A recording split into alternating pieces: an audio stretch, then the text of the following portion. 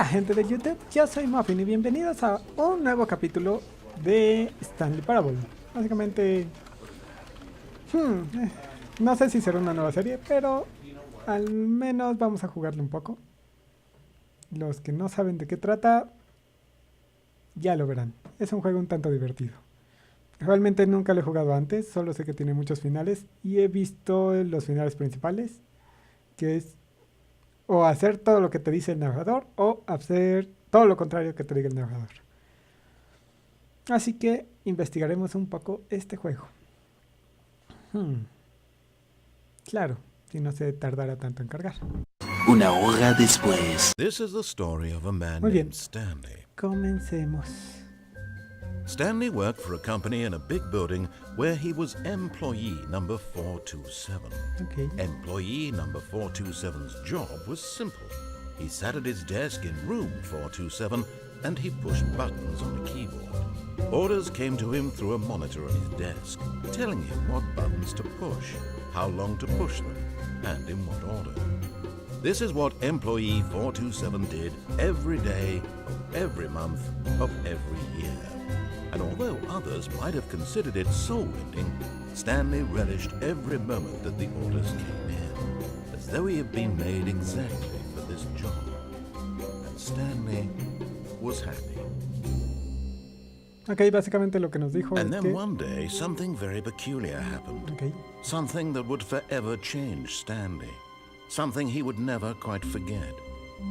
He had been at his desk for nearly an hour when he realized that not one single order had arrived on the monitor for him to follow. No one had showed up to give him instructions, call a meeting, or even say hi.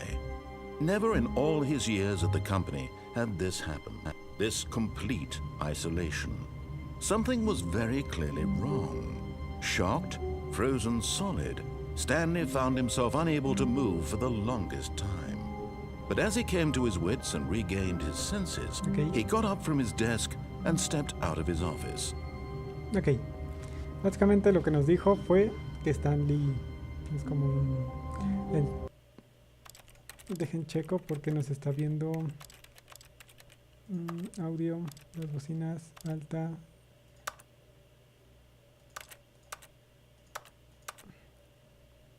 Descriptivos, ok. Por alguna razón los subtítulos no estaban puestos, pero nos dijo que All of his Stanley... co-workers were gone. What could it mean? Stanley decided to go to the meeting room. Perhaps he had simply missed a memo. No matter how hard Stanley looked, he couldn't find a trace of his co-workers.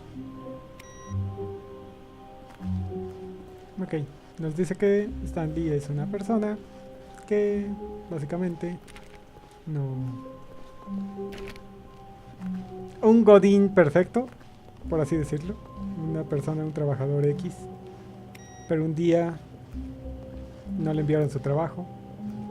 Y ahí empezamos. Salimos. Ninguno de sus compañeros está Stanley presente. went around touching every little thing in the office, but it didn't make a single difference, nor did it advance the story in any way.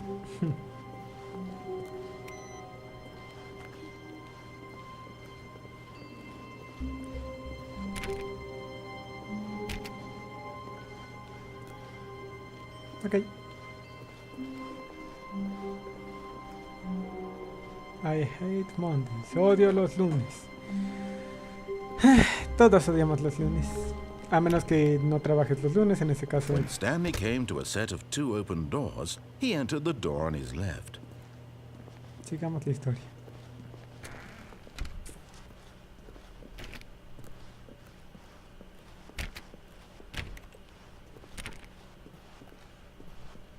Yet there was not a single person here either.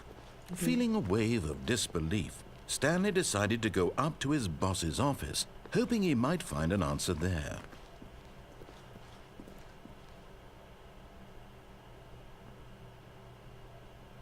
How to solve a dispute. Ok. ¿Y si no le seguimos la corriente? Stanley stepped into the broom closet, but there was nothing here, so he turned around and got back on track.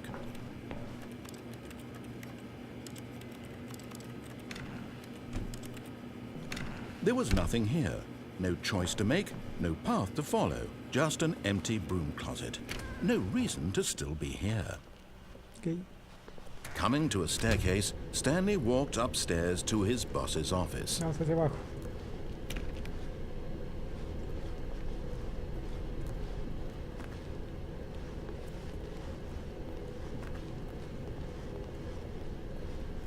But Stanley just couldn't do it. He considered the possibility of facing his boss. Admitting he had left his post during work hours, he might be fired for that. And in such a competitive economy, why had he taken that risk?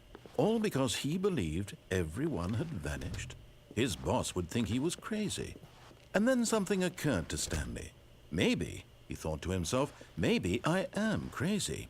All of my co-workers blinking mysteriously out of existence in a single moment for no reason at all? None of it made any logical sense. And as Stanley pondered this, he began to make other strange observations. For example, why couldn't he see his feet when he looked down? Why did doors close automatically behind him wherever he went? And for that matter, these rooms were starting to look pretty familiar. Were they simply repeating? No, Stanley said to himself, this is all too strange. This can't be real. And at last, he came to the conclusion that had been on the tip of his tongue. He just hadn't found the words for it.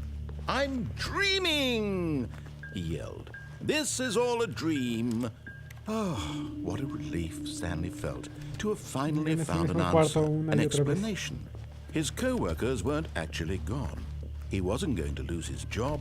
He wasn't crazy after all. And he thought to himself, I suppose I'll wake up soon. I'll have to go back to my boring real-life job pushing buttons. I may as well enjoy this while I'm still lucid. So, he imagined himself flying and began to gently float above the ground. Then he imagined himself soaring through space on a magical starfield, and it too appeared. It was so much fun, and Stanley marveled that he had still not woken up.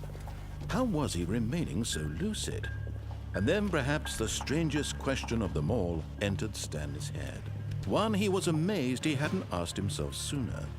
Why is there a voice in my head dictating everything that I'm doing and thinking? Sí, ¿por qué? Now the voice was describing itself being considered by Stanley, who found it particularly strange. I'm dreaming about a voice describing me, thinking about how it's describing my thoughts, he thought. And while he thought it all very odd and wondered if this voice spoke to all people in their dreams, the truth was that, of course, this was not a dream. How could it be? Was Stanley simply deceiving himself, believing that if he's asleep, he doesn't have to take responsibility for himself? Stanley is as awake right now as he's ever been in his life. Now, hearing the voice speak these words was quite a shock to Stanley. After all, he knew for certain, beyond a doubt, that this was in fact a dream. Did the voice not see him float and make the magical stars just a moment ago? How else would the voice explain all that? This voice was a part of himself too. Surely, if he could just... He would prove it. He would prove that he was in control, that this was a dream. So he closed his eyes gently, and he invited himself to wake up. No. He felt the cool weight of the blanket on his skin, the press of the mattress on his back, the fresh air of a world outside this one. Let me wake up, ¿De verdad? he thought to ¿Estaba himself. durmiendo? I'm through with this dream. I wish it to be over. Let me go back to my job. Let me continue pushing the buttons. Please, it's all I want. I want my apartment, and my wife, and my job. All I want is my life exactly the way it's always been. My life is normal. I am normal. Everything will be fine. I am okay. Ok. No, no era un sueño. Stanley began screaming. Please, someone, wake me up. My name is Stanley.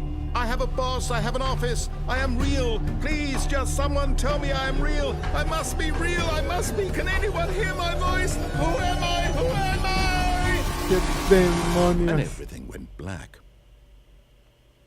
Ok. This is the story of a woman named Mariella. What? Mariella woke up on a day like any other. She arose, got dressed, gathered her belongings, and walked to her place of work. But on this particular day, her walk was interrupted by the body of a man who had stumbled through town talking and screaming to himself, and then collapsed dead on the sidewalk. What? And although she would soon turn to go call for an ambulance, for just a few brief moments, she considered the strange man. He was obviously crazy. This much she knew. Everyone knows what crazy people look like. And in that moment, she thought to herself how lucky she was to be normal. I am sane. I am in control of my mind. I know what is real and what isn't. It was comforting to think this, and in a certain way, seeing this man made her feel better. But then she remembered the meeting she had scheduled for that day, the very important people whose impressions of her would affect her career, and by extension, the rest of her life. She had no time for this, so it was only a moment that she stood there, staring down at the body. And then she turned and ran. Ok, me morí. Eso fue... no sé. Extraño.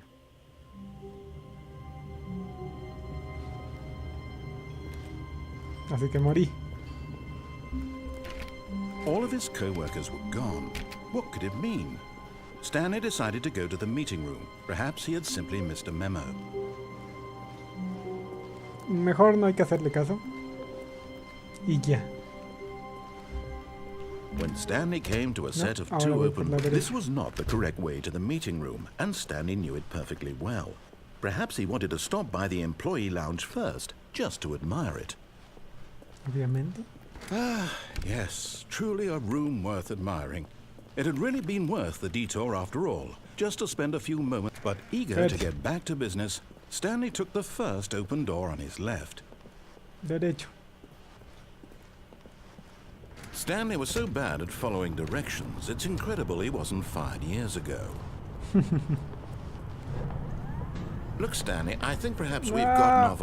But in his eagerness to prove that he is in control of the story and no one gets to tell him what to do, Stanley leapt from the platform and plunged to his death. Good job, Stanley. Everyone thinks you are very powerful. Face palm. No pensé que me fuera a morir. Pero bueno.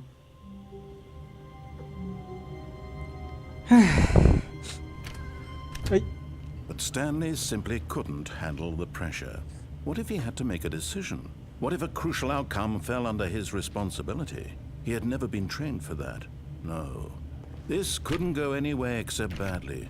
The thing to do now, Stanley thought to himself, is to wait. Nothing will hurt me. Nothing will break me. In here I can be happy forever. I will be happy. Stanley waited. Hours passed, then days. Had years gone by? He no longer had the ability to tell. Creo que se va la But the one puerta y thing no me he di knew for cuenta. sure, beyond any doubt, was that if he waited long enough, the answers would come. Eventually, someday, they would arrive. Soon, very soon now, this will end. He will be spoken to. He will be told what to do. Now it's just a little bit closer. Now it's even closer. Here it comes. Déjame salir.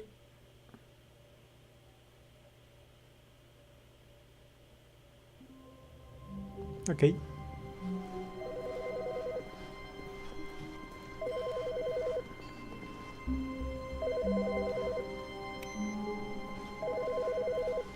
Hello. Good morning. Thank you for contacting the Future Happiness Foundation. We are confirming your shipment of 1,327 cardboard boxes to your place of work. Can you verify that this is correct? Sí.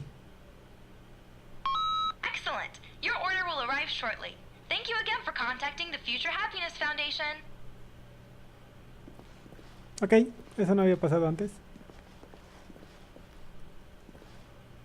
No sé qué hice, pero... perfecto. Conseguimos cajas.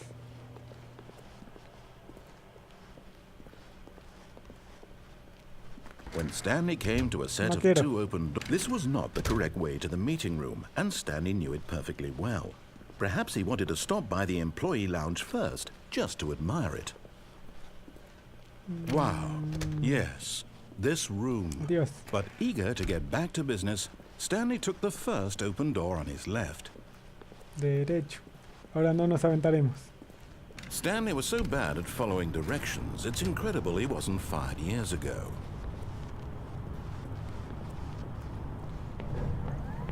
Oh, well, look who's got cold feet. Sorry to break it to you, Stanley, but that lift isn't coming back. You'd best either get comfortable right here on this platform, or test your luck by jumping to the floor below. You know what? Looking at it now, it's not that far to the bottom floor. I bet you can make it. Come on. I'm sure you'll survive the jump. Don't tell me you're scared. That's not the Stanley I know. Do it! Do it! Do it! Do No, it! Do it! Do no, it! Do no, it! no, no, no, no lo voy a hacer. Ya me morí una vez. Y ahí dice. No saltar. Causar la muerte.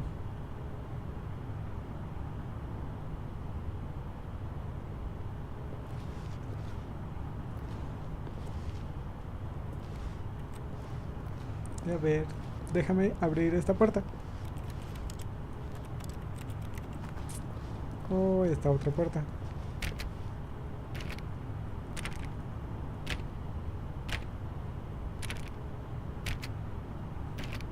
Un millón de años más tarde, no pasa nada.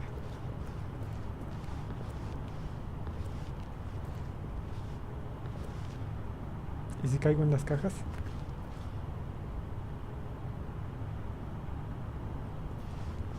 Ah.